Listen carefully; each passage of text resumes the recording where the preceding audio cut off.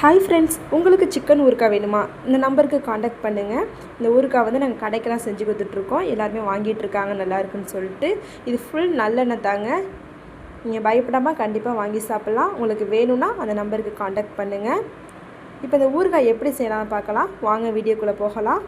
அதுக்கு ஒரு பேனில் 25 கிராம் மல்லி சேர்த்துருக்கேன், பட்டை 4, கிராம்பு 6, ஏலக்காய் 1, அப்புறம் சீரகம் 25 கிராம் சேர்த்துருக்கேன், வெந்தயம் 2 ஸ்பூன், கடுகு 2 ஸ்பூன் சேர்த்துருக்கேன்.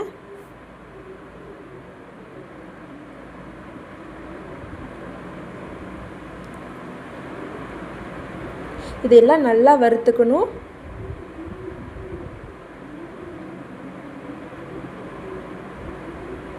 அடுப்பு வந்து சிம்மில் தான் இருக்கணும்.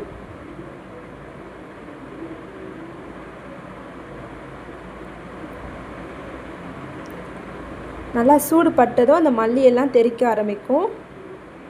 அந்தளவுக்கு நல்லா வறுத்து எடுத்துக்கணும்.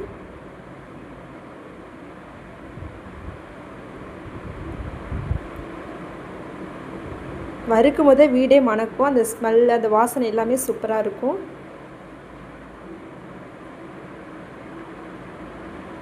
இப்போ நமக்கு நல்லா வறுபட்டுருச்சு. இப்போ ஒரு பிளேட்டில் நம்ம மாற்றி வச்சுக்கலாம். இப்போ அதே பேனில் காரத்துக்காக நான் காஞ்ச மிளகாய் எடுத்துருக்கேன். உங்களுக்கு காரம் எவ்வளோ பிடிக்குமோ அந்தளவுக்கு சேர்த்துக்கோங்க. இதையும் நல்லா சூடு பறக்க நல்லா வறுத்துக்கோங்க. அதுக்கப்புறம் ஒரு பேனில் 200 கிராம் அளவுக்கு நான் சிக்கன் எடுத்திருக்கேன். போன்லெஸ் சிக்கனை எடுத்துகிட்டு மிக்சியில் குறப்பாக அரைச்சிருக்கேன்.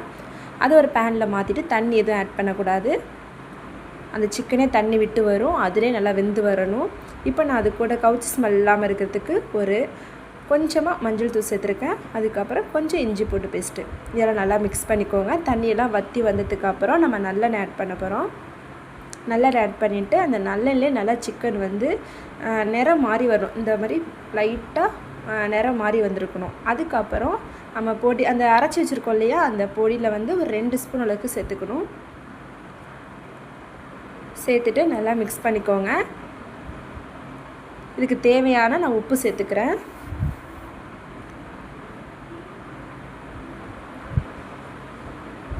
அப்புறம் புளிப்புக்காக ஒரு 1/2 லெமன் எடுத்துருக்கேன். அதையும் அது கூட சேர்த்துக்கோங்க. அவ்வளோதான், நல்லா மிக்ஸ் பண்ணிவிடுங்க. நமக்கு இப்போ சிக்கன் ஊறுகாய் ரெடி ஆகிடுச்சு. ஊறுகானாவே கருவேப்பிலை முக்கியமாக வேணும். அதில் கொஞ்சமாக சேர்த்துருக்கேன்.